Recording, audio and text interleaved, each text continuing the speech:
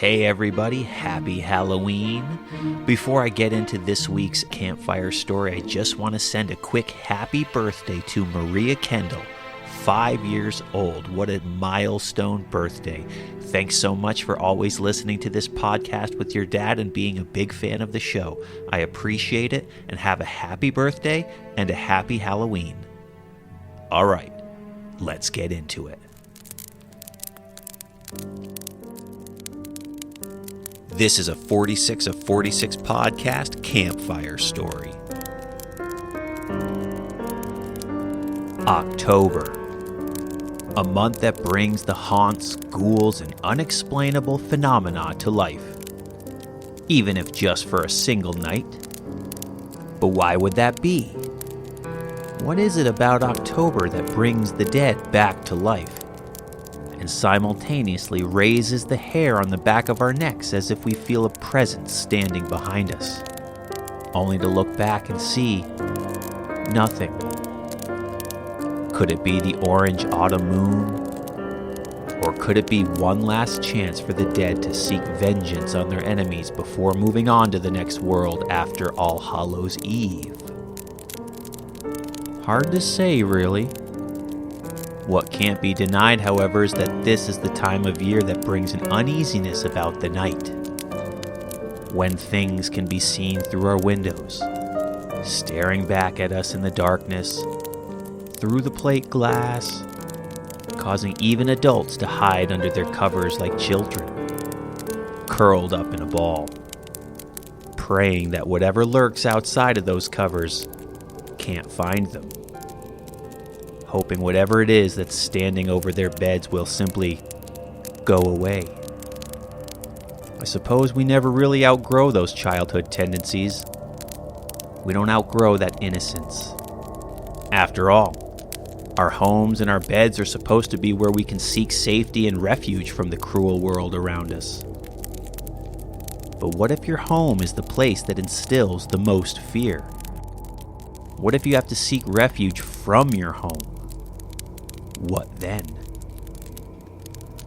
The days are short, but the nights are long this time of year.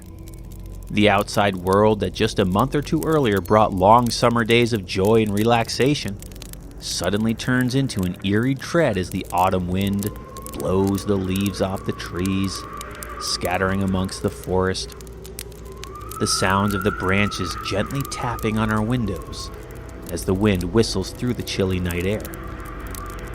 What is it about this time of year? Sometimes the past comes back to visit. Maybe for the month, maybe for a night, or maybe longer. It's been said that spirits of the night stick around due to unfinished business. But why? For young Emily and her family, they would soon find out just what unfinished business was waiting for them in their new Tupper Lake home.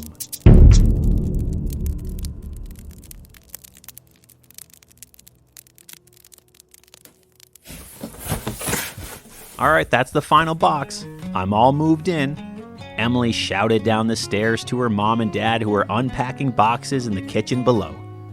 Her family had just moved north to the Adirondacks to the town of Tupper Lake to live a quiet life in the mountains, surrounded by nature, lakes, rivers, and endless woods. They bought a home built in 1904. Her dad worked construction, building log homes, and had big plans to update the 100-year-old house, while her mother was a homemaker. It was their dream to live a simple life with acres of land nestled in the Adirondack Mountains, and they were finally here. It was the middle of October. The fall foliage was at peak and the colors were magnificent.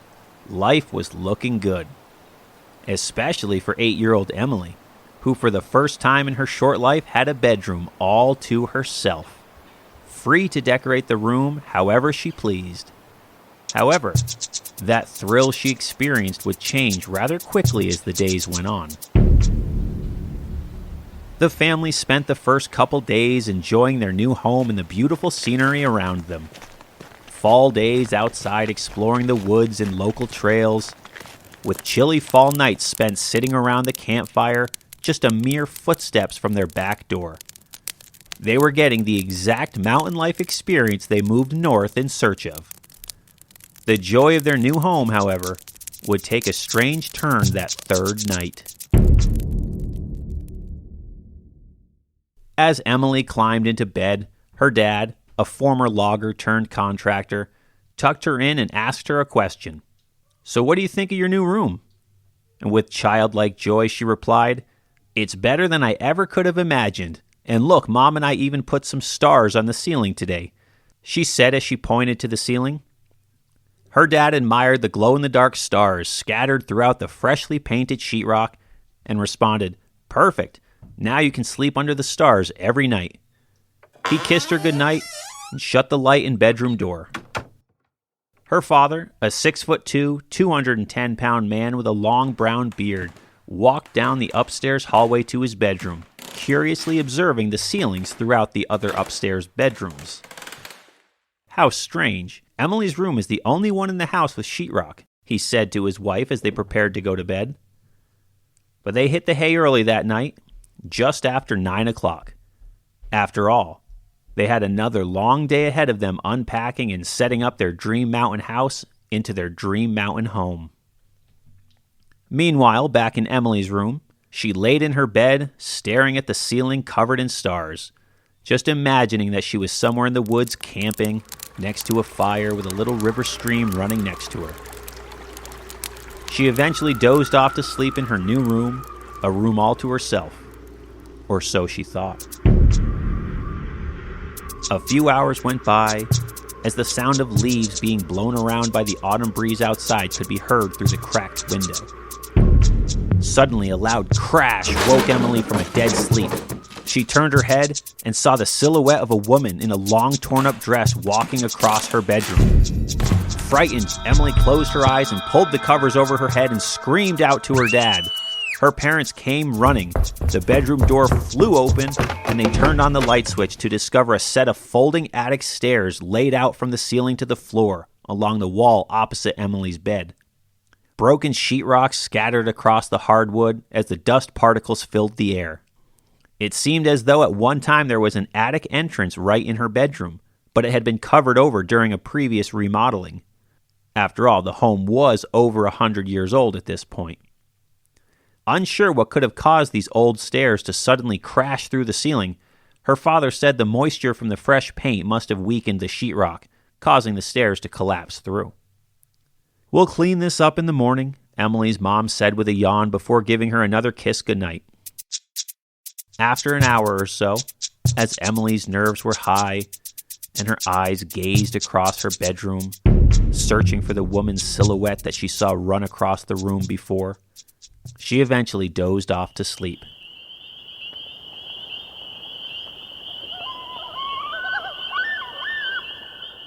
The next morning, her father cleaned up the mess as Emily told her mother about the woman she saw walking across her bedroom. "Oh, that woman was just a figment of your imagination," her mom explained. "It was just a shadow caused by the falling stairs. There's nothing to be scared of." After Emily's father finished cleaning up the sheetrock and reattaching the mystery staircase above her ceiling, Emily went about her day as kids tend to do, exploring her new home both inside and out. And as bedtime approached, Emily started to get a little cautious going to sleep, remembering the events of the night before. But her mother assured her once again there was nothing to be afraid of. Off to sleep she went.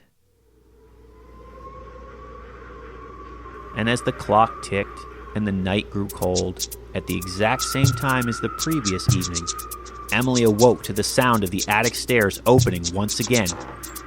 This time without a crash, just a gentle creak as the stairs were pulled down to the floor.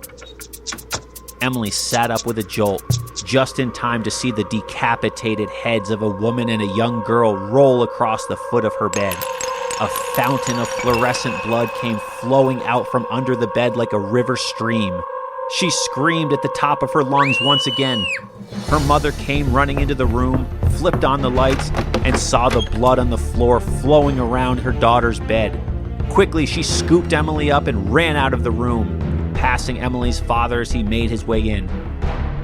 He approached Emily's room to see what all the fuss was, and then moments later, as he pushed open her bedroom door, he saw the blood-stained floor with his own 2 eyes. Terrified, Emily waited in her parents' room, grasping her mother tightly. And then moments later, her father came back in and told his wife to come back to Emily's bedroom. Nervously, she followed him down the hallway to the door, where they entered the room to see nothing. The blood had suddenly vanished. The decapitated heads were nowhere to be found, and the staircase was mysteriously folded back into the ceiling as though nothing had happened. Even the 2x4 brace her father installed that morning under the folded stairs was put back in place. Emily and her family quickly packed into their car and left the house to stay with a nearby friend. And as they drove to the house, Emily quietly told her parents, "That woman in the dress, that's who I saw last night." Her parents both exchanged a look of dread as silence filled the air. The next day, Emily's father reluctantly left for work as Emily and her mother went to the local library to look for any information that could help them answer what was happening at their new home. They looked up some old newspapers with their address and learned that the home was built by a lumberjack as a gift to his wife in the early 1900s. His wife lived there happily for 3 years, raising their daughter, while the lumberjack would split his time between home and lumbering camps throughout the Adirondacks. And then unexpectedly one season, the lumberjack did not return home with his group. And no one had any answers. He had simply gone missing. Many assumed he'd lost his footing and probably fell into the river, only to have drowned under the log flow. A sad reality of the times. While others claimed to have seen him deep in conversation with a group of travelers not long before he disappeared. Heartbroken, the lumberjack's widow spent the next year desperately searching for clues that might lead her to her missing spouse. Then, on an unseasonably cold mid-October night, someone entered their house just after midnight and beheaded both the wife and the then 4-year-old daughter with an axe. The murder weapon was then left at the scene, bloodied with the name of the missing lumberjack carved into its splinter wooden handle. A few weeks went by, and Emily's family returned back to their home. Emily, however, refused to sleep in her new bedroom, and ironically, after finally having her own room, was back sleeping in her parents' room. At least she felt safe there. Life went on for the family, although it wasn't the perfect mountain life they expected to have before that mid-October night. The presence in their 1900s log home never quite felt right. Their dream house no longer felt like their dream home. A couple months passed by as the early December snow settled in, when Emily and her family randomly received a package in the mail. It was an old diary from the 1930s that belonged to a 13-year-old girl who previously occupied that same eerie bedroom. The entries contained similar accounts to Emily's tale of a headless woman and a young girl coming and going from the attic. Furthermore, the diary confirmed that her family had attempted to seal and then conceal the attic back in the 1930s in the hopes of selling the house to unsuspecting buyers and simply leaving the nightmare behind once and for all.